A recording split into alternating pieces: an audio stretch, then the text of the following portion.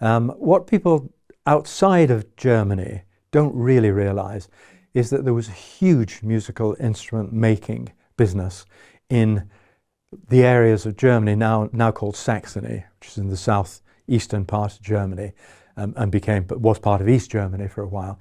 And immediately over the border from that, in what's now the Czech Republic, but was known a long time ago as Bohemia, part of the Austro-Hungarian Empire, part of Czechoslovakia.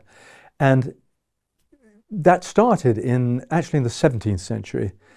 It's known that there was a group of about a dozen musical instrument makers. They think they were probably viol or lute makers who were expelled from Czechoslovakia under religious pogroms and ended up over the border in Saxony. And it became the beginning of a musical instrument making trade in a little village called Markneukirchen in Saxony. That trade flourished, the guilds started, and into the 1800s, it was becoming a very, very serious part of musical instrument production around the world. Directly over the border, I mean within literally 20 miles, you had the Czechoslovakian town of Schönbach, and near it Graslitz. Between them, by the end of the 1800s, over 50% of the world's stringed instruments were being made there.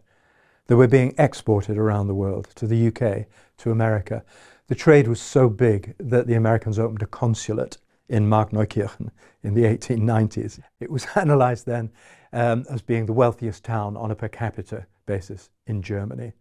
So it was a really serious industry there. Not to say it was not going on in America and so on, but not anything like to this extent. One of the American makers that's really well known is Martin. Martin guitars, I think everybody in England has heard of. What I suspect most of them don't know is that Christian Friedrich Martin was born in Markneukirchen in the 1700s and emigrated to America in his 30s in the early 1800s.